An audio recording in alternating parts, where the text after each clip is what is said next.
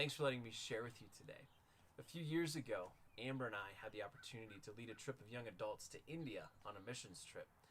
And it was an incredible journey, an incredible experience for us, but also for the people we worked with to be able to minister together. One of the experiences we had was the opportunity to climb a mountain, kind of hike up this mountain, and at the top was this old ancient castle, and it was a military fort. And so there was this outcropping of the mountain, and the wall went all the way out around that, and it was defended very, very well. No other nation could really take it out because it was so high and so strategic.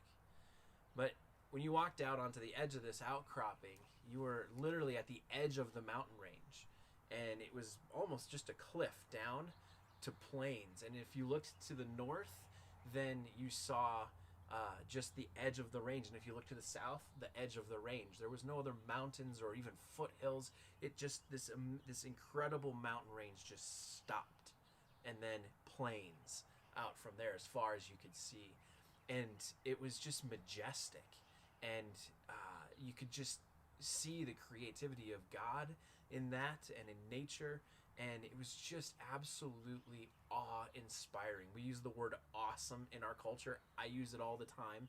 It's like my word.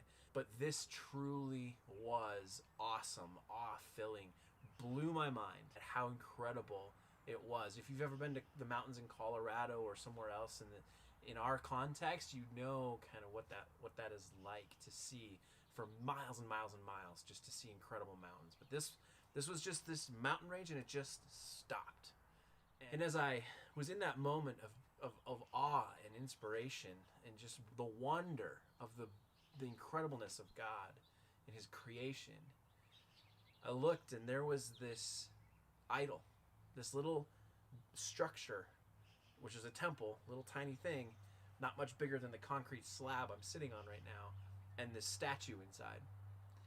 And in that moment, my heart broke, because instead of understanding that God is Yahweh, that Jesus Christ, the creator of everything, who that is, someone created a God.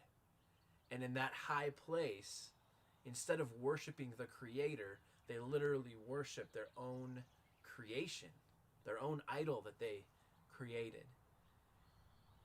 And my heart absolutely broke, and I was just confronted with the darkness that's in our world without the light of Christ. And, it's in a sense easier to see in a context like that. But I was also reminded that there's darkness in our hearts, right? There's sin in our hearts, and even though we might not see idols and things like that to gods we create, we still create gods, and we still, out of our sin and out of our darkness, create idols and prop them up in our lives. And it's kind of a scary thing sometimes. And that's where I want to lead us into Scripture. If you want to turn to John chapter 1, this verse in that time in India also resonated in my heart as I was reminded of who God is, and it literally brought me to tears in that moment. Both the brokenness, the realization of the brokenness, but also the remembering of the good news of who Jesus is. John 1, starting in verse 1, says, "In the beginning was the Word, and the Word was with God, and the Word was God. He was with God in the beginning." Verse 3, "Through him all things were made. Without him nothing was made that has been made." And that includes any idols or false gods that we've created in our lives or we've propped up in our lives.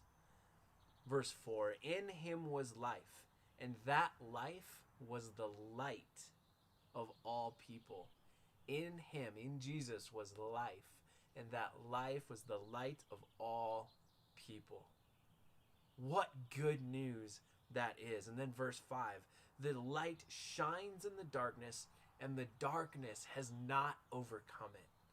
That's incredible news for us. So no matter what darkness we face in our lives, Jesus is there. Jesus is the light, And the darkness has no power. The darkness has no victory.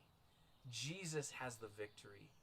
And I was reminded on that mountainside of that Jesus, in the midst of this oppressive darkness where there seems to be no hope, there seems to be no light, remembered that I'm standing there as a follower of Jesus, and these other young adults are standing there. We're representing Jesus. We're bringing the light of Christ to that area, to all that we interacted with.